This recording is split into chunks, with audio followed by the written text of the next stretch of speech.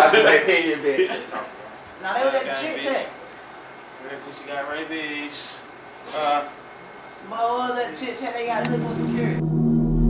The YSL Rico case. YSL Rico case? YSL Rico case. YSL Rico case. YSL Rico. For the last 2 months, I've been trying to wrap my head around how the DA could put Young Thug and company away for good.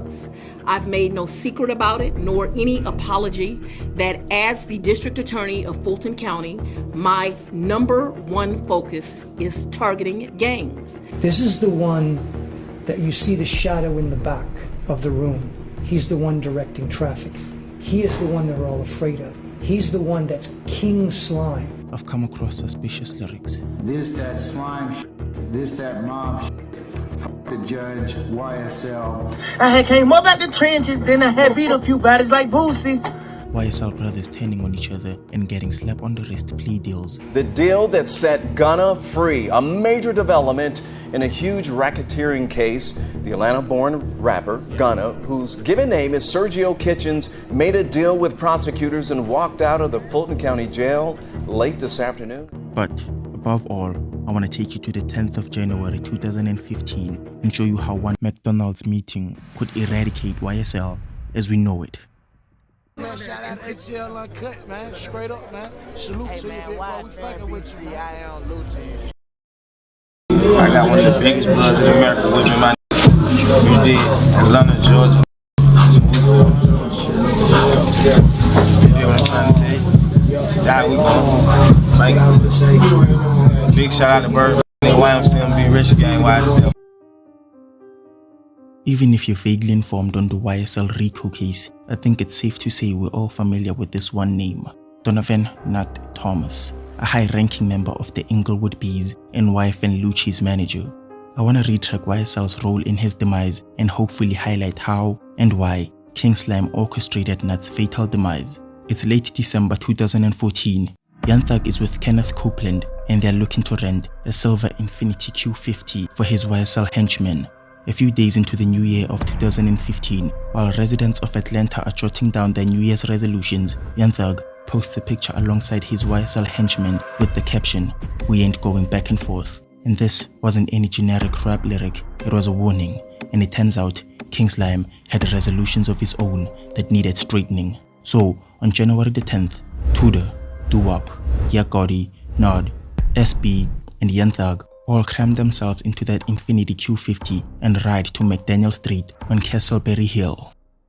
On their way there, Young Thug receives a call from an inmate inside Fulton County Jail. It's Lil Duke, and Slime tells him they're on their way to do a major hit, and as the conversation ends, they drive past Big Nut, who's outside a barbershop with a 20-year-old man. Young Thug is dropped off a nearby alley and instructs the four men to meet him at a McDonald's after doing the hit, and as Young Thug starts the engine to his white Jeep, the Infiniti Q50 spins the block once more. SB spots his target, rolls down the window, and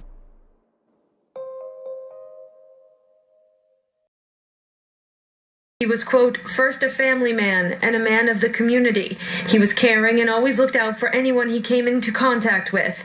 He will surely be missed in my life. Police believe the two adult men and a 14-year-old were targeted. Triple outside this barbershop ended the life of 26-year-old Donovan Thomas and left two others. Shout out HL Uncut, man. Straight up, man. Salute to you, big boy. We fucking with you, man. The four men then drive to a McDonald's on Cleveland Avenue that's 12 minutes away from Castleberry Hill, where they meet Kenneth Copeland and Young Thug, who is patiently waiting for his henchmen. He gives them each money, accompanied by one message: lay low. Number 7. Defendant was told by another YSL associate that immediately after the murder of Donovan Thomas Jr., YSL associates met at the McDonald's on Cleveland Avenue in Atlanta, Georgia to discuss the Number 9. On January the 10th, 2015, after the murder of Donovan Thomas Jr., defendant and other YSL associates gathered at the home of Jeffrey Williams, aka Young Thug, who gave defendant and other YSL associates cash money to lay low. Young Thug would then call the head honcho of the X-Men, the gang stationed in New York, and tells him sacrifices must be made, soldiers must fall in order for the battle to be won.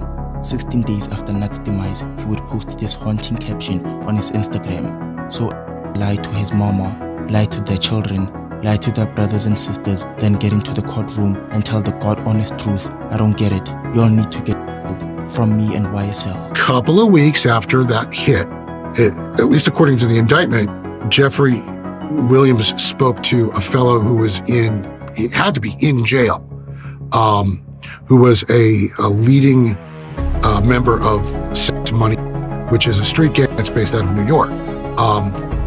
And there's an outtake from that phone tap where Thug is basically talking about how, sometimes sacrifices have to be made. A couple of days later, Thug's on social media talking about how people who testify in court should be. And the implication is Donovan Thomas was killed because he was some sort of government informant.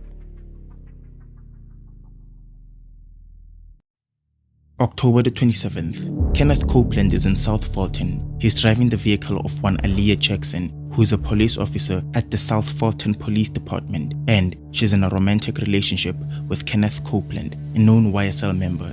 Slack YSL for life. Driving a police officer's car, what could possibly go wrong?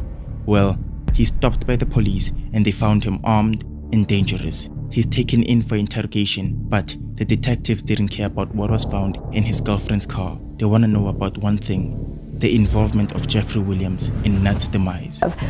Why is he under attack? He's like the easy target. So if somebody gets arrested and gets in trouble and they want a deal, law enforcement officers are all too eager to say, well, tell us about Mr. Williams. Is he involved in this? What do you know about him? After the interrogation, he sends a text out to fellow YSL member Scarface saying they want to indict us on that body. Police would find out about the text and take Kenneth's phone to be used as evidence. But after Aaliyah, his girlfriend, found out, she wasn't gonna watch the police potentially indict her boyfriend. So she would try deleting all the evidence that would implicate her boyfriend. And well, things didn't go her way. Former City of South Fulton police officer accused of abusing her badge to protect her boyfriend. Investigators say 27-year-old Aaliyah Jackson, who joined the city's police force in 2019, was booked into jail last month on felony charges after she tried to interfere with a major police operation targeting Metro Atlanta's most notorious drug dealers and members. Among the suspects, Jackson's boyfriend, Kenneth Copeland, a convicted felon and documented member who served time in federal prison in 2018. And after all this drama, the evidence against him, what his girlfriend tried doing, and the charges he potentially faced, Kenneth Copeland would start squealing, naming everybody who was involved in Nat's drive-by, Young Thug paying the henchman after the slaying, and personally admitted to SB being the triggerman. With the evidence detectives now had against King Slime and Copeland agreeing to become a witness against the YSL, everybody who was pushing P would soon start pushing please. The entire arrest warrant, frankly, was a predicate, an excuse for them to go and search Young Thug's house because they believed that there was evidence there that they could use to tie him to the Thomas murder. Here's why the phone is significant.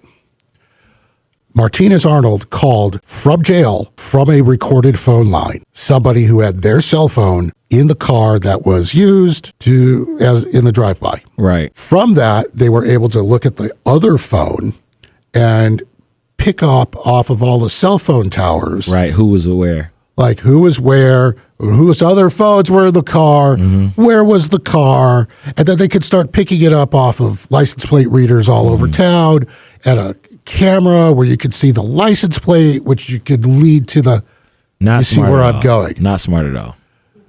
So my understanding is Martinez Arnold also called Young Thug. And I don't know when. I don't know if it was before or after or what. Having the phone in evidence allows you to demonstrate that. The DA's main goal is to convict everyone who was involved in Nat's slaying, those involved in fueling the YFN-YSL war, and the kingpin himself, Young Thug. Everybody else will be used to paint Young Thug and the rest of YSL as ruthless savages. I don't know if everybody the same, but one thing I can say is I honestly can see every person that tell. I honestly can see them telling. I don't never be surprised by somebody telling.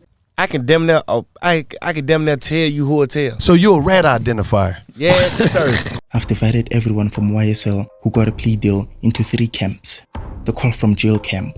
YSL rapper Lil Duke pleaded guilty to being a member of YSL the gang, and all his charges were dropped, on the condition that he has to testify in regards to the call between him and Young Thug on January the 10th, 2015. Martinez Arnold gets a deal, and a really light one, I might add. No additional time served, but he must take the stand. The group chat camp saying that like 4 or 5 other people and Jeffrey Williams were having a conversation, and Jeffrey Williams, aka Young Thug, asked them, y'all ain't beat them up or got him yet? Y'all he's getting soft. Young Thug's older brother Unfunk, who Thug bailed out from jail and mentioned on Dice Low rapping, told the lawyer, my brother ain't going back to prison. I don't give a f if I gotta attend that guy Jehovah Witness. He gets 10 years probation and no time served. Walter Murphy, or better yet DK, one of the 3 co-founders of YSL, he pleaded guilty to RICO charges and was sentenced to probation for 9 years and no time served. Trontavia Stevens, infamously known as Tick, the YSL member who robs women and mentioned in Thug's song You, where he raps, she getting robbed by Tick. You acknowledge that you've been accused of and arrested for women. Yes. You acknowledge that you are the same person referred to as Tick in the song by Young Thug entitled You, in the verse she getting robbed by Tick.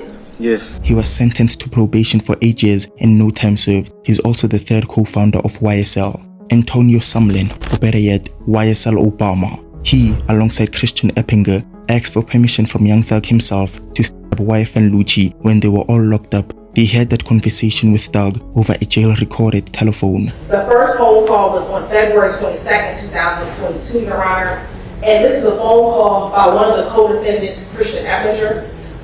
That individual called this defendant asking permission from a person known as Slime, whether or not he would have permission to harm Wyatt and Lucci, also known as Richard Bennett. He was sentenced to 15 years on probation and no time served.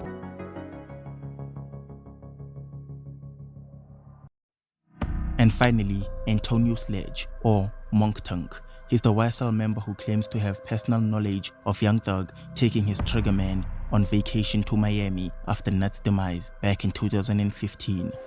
Number 10, defendant has personal knowledge that on January 10, 2015, after the murder of Donovan Thomas Jr., YSL associates traveled to Miami, Florida with co-defendant and YSL founder Jeffrey Williams, aka Young Thug. He was sentenced to 15 years on probation, and he's more than ready to squeal on the stand if he must. And lastly, the 2 YSL rappers who took Alfred plea deals, Slime Life Shorty and Sergio Gunna Kitchens. An Alfred plea means both Gunna and Slime Life Shorty take a guilty plea but maintain their innocence in the fear that they could otherwise be convicted by a jury if they took it to trial. And after all the evidence prosecutors may present to the jury, ranging from Nuts' tombstone being sprayed sled. I don't think y'all niggas got more than us. Blood, we wrote this blood. I probably had it before Slime. And we also wrote the tombstone. YFN Lucci's mother having her life endangered, and Young Thug using that to taunt his ops. They didn't pull up in front of the house. They pull up like right here, and they was just shooting it like, you know, sideways behind the car in the street. They was in the street though soon, cause that's why all the shell was. And Slime paying for the rental car used in Nuts' murder. I believe the final nail in King Slime's coffin may be this lyric. I never killed anybody, but I got something to do with that body. Which could be used to convince the jury beyond doubt that Jeffrey Lamar Williams is the eye on the pyramid that is YSL. Like you rappers, like the artists, if you don't want to be an artist, take it to the streets. But don't bring the dumb in the game trying to prove that you're fucking real. And while you proving that you're you gonna finesse yourself out of position and out of opportunity that can change your family and generations in your family life. Y'all getting money never got, Thug. But don't wait until it's too late and you got that phone, that burner phone, and you in Instagram, and I done told you how your life gonna go. And it going. And now you got 60 fucking years. Let's get that stuff on. Keep that stuff on. Come on, man. Let me take it off. Not having no hard time putting this stuff on. Let me take it off. I can't turn out this choicy. I tell them try my choicy. Sang to this bitch like Lil Tootsie.